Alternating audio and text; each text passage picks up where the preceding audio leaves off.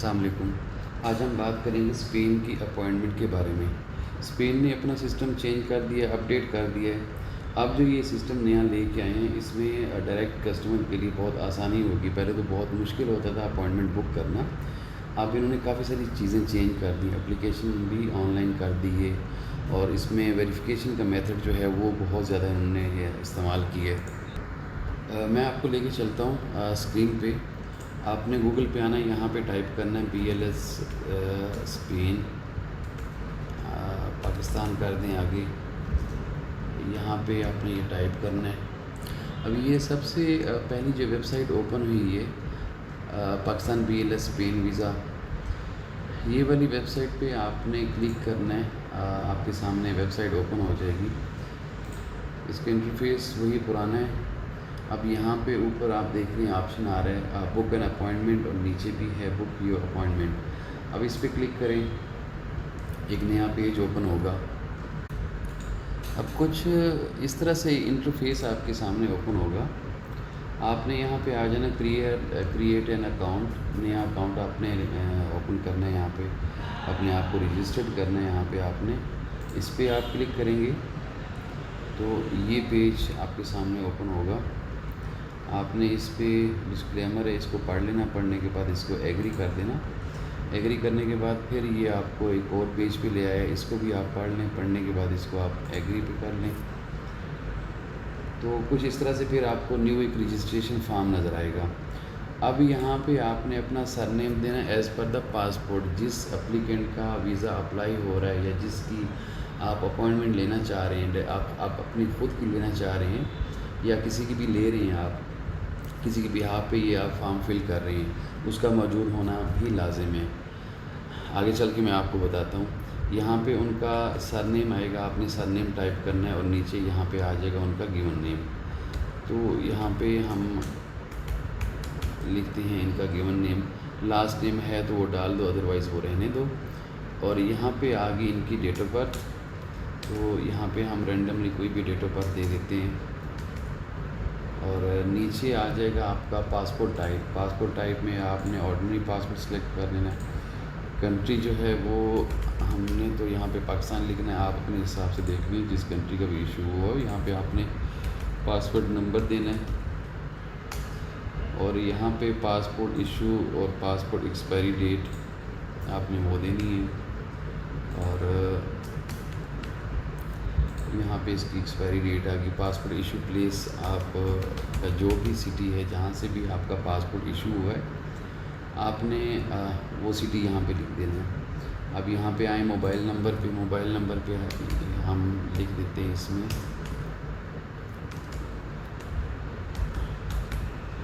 और यहाँ पे आपने अपना मोबाइल नंबर डालना है। मोबाइल नंबर डालने के बाद यहाँ पे आपने ईमेल डाल देना है अपना। और इस ईमेल की एक्सेस आपके पास लाजम होनी चाहिए, क्योंकि यहाँ पे इन्होंने वेरिफिकेशन का कोड जो है वो आपको सेंड करना होता है, वहीं से ही आपको ये वेरीफाई करेंगे। अब हम इस वेरीफाई के बटन पे क्लिक करेंगे तो कुछ इस तरह से अब ये वेरिफिकेशन का कोड दे रहे हैं आपको। अब यहाँ पे लिखा हुआ है please select all boxes with number 978। अब 978 ये यहाँ पे भी है, इस बॉक्स में भी है, इसमें भी है। और हमने ये सारे क्लिक कर दी जहाँ पे 978 नंबर है। उन सब बॉक्सेस पे क्लिक करके यहाँ पे हमने सबमिट सिलेक्शन के बटन पे क्लिक कर देना है। अब ये हो गया वेरीफाइड, ठीक है। अब यहाँ पे देखें इस बटन, अब ये बटन चेंज हो गया। यहाँ पे जनरेट OTP कर रहा है। अब हमने इसका OTP जनरेट करना है। यहाँ पे हम क्लिक करेंगे तो हमें ईमेल पे एक OTP रिसीव होगा। ये देखिए OTP सेंड। अब जाके हमने अपना ईमेल चेक करना है। अब यहाँ पे ये भी कह भी रहे हैं do not share this OTP with any authorize personal, ठीक है। तो मैं इसको भी हाइड कर देता हूँ, बल्कि मैं आपको दिखा ही देता हूँ। यहाँ पे जी ये ईमेल आ चुकी है। अब ये OTP है इसका 6560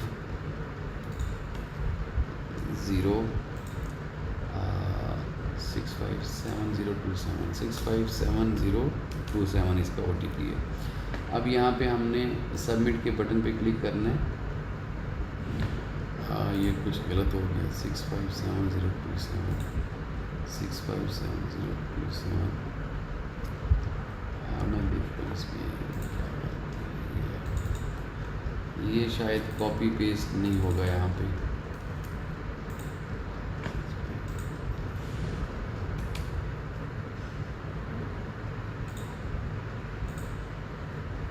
सेवन 7027 आई थिंक यही है। अच्छा ये हम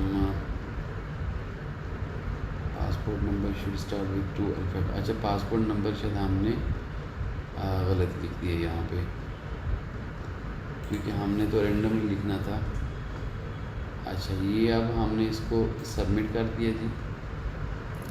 अब इसकी सबमिशन हो जाएगी। हमने पासपोर्ट नंबर गलत डाल दिया था। अब यहाँ पे ये मैसेज आ गया सक्सेसफुल का, congratulation your account has been successfully created. अच्छा अब हमने फिर से ईमेल पे जाना है। इन्होंने वहाँ पे हमें कोई लिंक सेंड किया है, चेक करते हैं। यहाँ पे ये एक न्यू ईमेल आई हुई है जी। ये अब ये न्यू ईमेल आई हुई यहाँ पे, welcome to the BLS appointment system, your account has been successfully created. अच्छा जी ये आपका टेम्परेरी उन्होंने पासवर्ड दे दिया आपको। अब हम गो टू लॉगिन पेज पे जाएंगे। यहाँ पे हमने अपना ईमेल एड्रेस लिखना है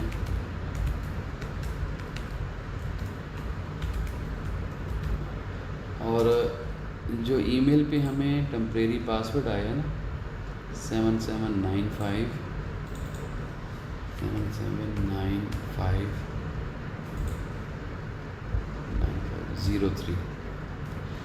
टेम्परेरी पासवर्ड हमने यहाँ पे डालना है। फिर इस वेरीफाई के बटन पे क्लिक करना है हमने।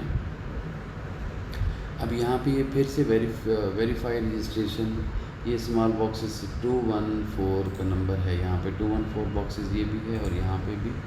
इन सब बॉक्सेस को हमने क्लिक करना है।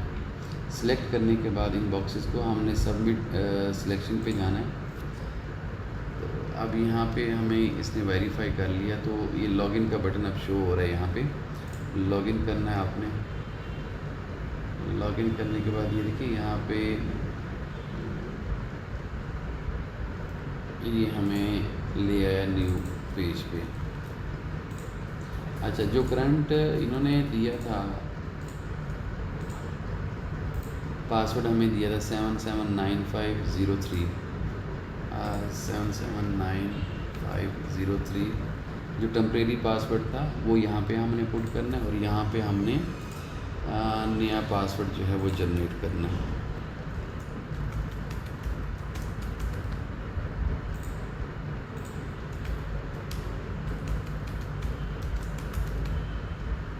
हमने यहाँ पे नया पासवर्ड जनरेट कर दिया। अपडेट पासवर्ड कर देना है जी। ये अब नया पेज ओपन हो गया। हमने लॉगिन कर लिया सक्सेसफुली। हम यहाँ पे लॉगिन है। अब यहाँ पे ऊपर आपको दो ऑप्शन दे रहा है। अगर आपने ऑलरेडी अपॉइंटमेंट बुक की हुई है तो फिर यहाँ पे आप क्लिक करके चेक कर सकते हैं आप अपना डेटा, आप अपनी डेट वगैरह। यहाँ पे ये नया पेज ओपन हो गया। ये थोड़ा टाइम ले रहा है जी। यहाँ पे जितनी भी आपने अपॉइंटमेंट बुक की हुई यहाँ पे भी ज़ीरो है। कंफर्म अपॉइंटमेंट जितनी भी हैं, कैंसिल जितनी भी की हैं आपने, अब यहाँ पे सारी आपकी डिटेल दे रहा है। अगर आपने कैंसिल भी करनी तो यहाँ आगे कैंसिल कर सकते हैं। कंफर्म अपॉइंटमेंट कितनी। अच्छा ये पेज सारी यहाँ पे कंफर्मेशन का। हमने जाना है बुक न्यू अपॉइंटमेंट पे। अब इस बुक न्यू अपॉइंटमेंट पे जाएंगे तो यहाँ पे फिर से हमें ये इस पेज पे ले आया। इस पेज पे आगे इसको सारा इसको आपने रीड कर लेना है। रीड करने के बाद इसको आपने एग्री करना है।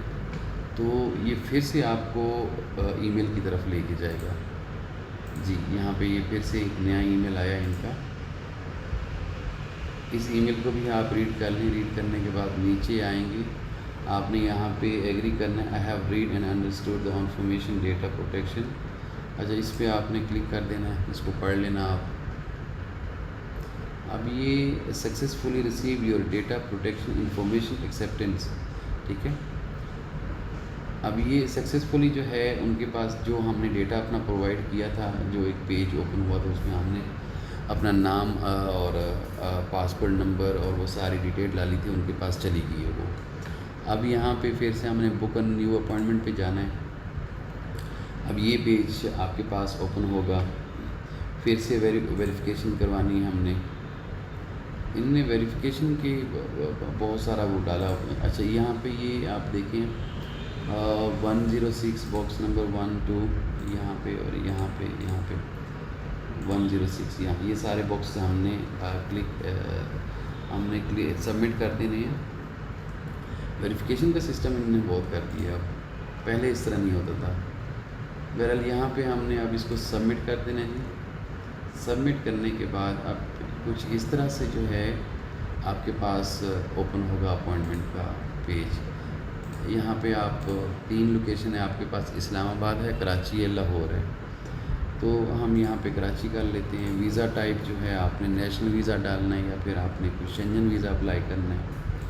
वो नीचे आ जाएंगे वीज़ा सब टाइप में, एयरपोर्ट वीज़ा है, बिज़नेस, कॉन्फ्रेंस, ये सारी उन्होंने कैटेगरी दी हुई है। तो हम यहाँ पे कोई भी कैटेगरी ले लेते हैं, कॉन्फ्रेंस ही ले लेते हैं हम।